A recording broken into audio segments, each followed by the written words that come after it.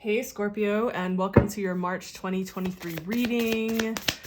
We are taking a look at the month overall, challenges, spiritual advice, doing something a little bit different this month. We're starting out with a card to help us center and maybe focus the collective reading more. These are collective readings for Sun, Rising, Scorpios. Yes, you can watch for Moon, although I recommend Sun and Rising. And to help kind of bring this into focus and what area or what themes are also coloring this collective reading, to help make it hopefully a little bit more personal for those of you who are watching out there who come across this, we're going to be taking a look at some astrology cards. So we have Venus showing up. I think this is really interesting. We're going to get deeper into each one of these cards, but first we're going to pull out the rest of the cards for the month. So you'll have to excuse if it seems overexposed. There is like white snow I'm surrounded by everywhere. I have two windows for natural light in this room, which is wonderful. However, it's like having a white box outside of each window. Ooh, that's a nice card to start out with for the beginning of the month, Scorpio. So I'm loving what we've got so far. I mean, Venus and the Sun, that's pretty awesome. And let's pull this for the middle of the month, and I'm feeling this for the end of the month. Okay. All right. And let's take a look at what challenges are coming up as well for Scorpios, Sun and Rising.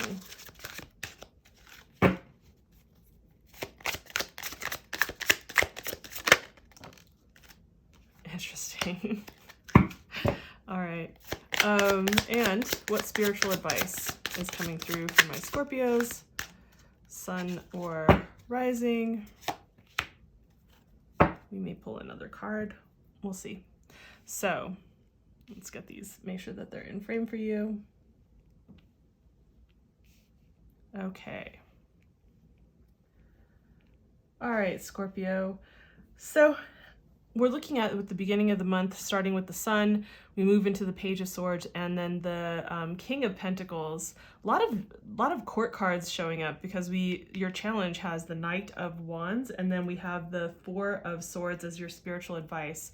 So, which I think is totally appropriate for the challenge that's coming up here. So Venus, right? So when we look at Venus as being like what is helping to kind of determine which area of life this falls into, Venus can be associated with, obviously, relationships. I think that's the first thing that most people think of is relationships, especially like intimate ones. It doesn't necessarily have to be with love relationships, but it's that. Venus is also about what we value. It's also about finances. So, most people don't associate Venus with finances, but think more like luxury, right? So finances, what we value, and relationships, of course, right? So think of those kinds of areas. Definitely like very earthly delights, you can think of the things that delight the senses, like all of the six senses. So there is that kind of very luxurious sensory perception kind of yumminess that goes along with Venus, of course. Right? And it depends, of course, where Venus is placed, but that's kind of coloring this reading here for you, Scorpio.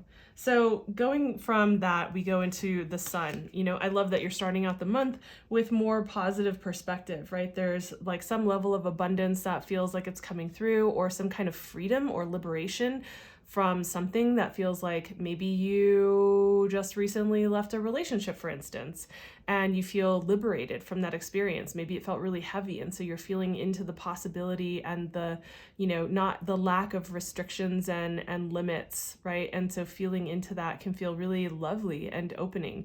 It's obviously not always great for the person who's being left behind. It's not, I don't think, ever really lovely for that person. However, for the person who's liberating themselves, it can feel like this.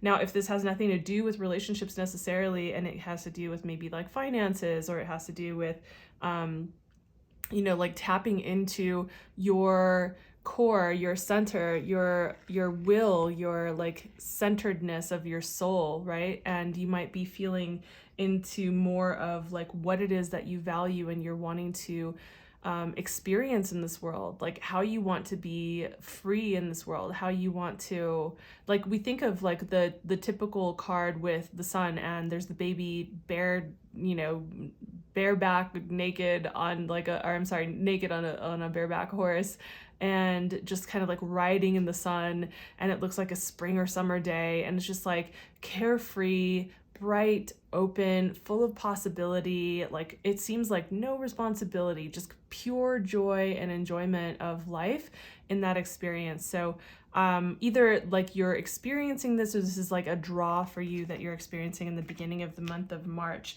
And maybe that's what's helping pull you forward into the rest of the month. Now, in the middle of the month, it seems that there is some research. Now, for some of you out there who are dealing with like perhaps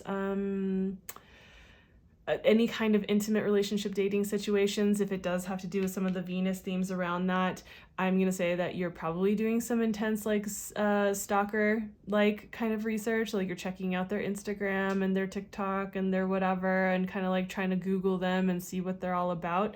And if this is not related to that, then this is like really just a card that has to do with gaining perspective, which means that you're gathering information and researching. So maybe you're doing a bunch of research on the internet. Maybe it's like that you're needing to do some research with regard to like projects that will affect your finances or whatnot. But there's something that you're deep in like information gathering mode, so that you can have the perspective that you need to make the decisions that you need to going forward, so that you can create what it is that you're wanting to create, which is clearly more of a stable and secure kind of experience, right? Like the King of Pentacles is all about having this, and this is towards the end of the month, right? Starting to feel like there is this level of security and stability and safety, because we're looking at the earth suit, right? And so this also has to do with values, like what we value in the world, but it also has to do with the world of the tangible. So our physical environment, it can have to do with our finances, it can have to do with like where we live, right? So our physical resources. And you know, the thing about the King of Pentacles is that there's a level of patience that comes in with this card. Earth suit doesn't move very quickly. Earth suit moves a little bit more slowly. And so this is something that you will want to understand and pay attention to, that as you've, you know, felt into this abundance, felt into this energy, have, you know, done some information gathering, trying to like get the big picture, like zoom out to get the big perspective, and wanting to create something that is more, you know, stable and going to stand the test of time, that is more like you're creating a kingdom, right? Think about when you're creating that, that's something that will stand the test of time, right? That's something that is long lasting and a legacy.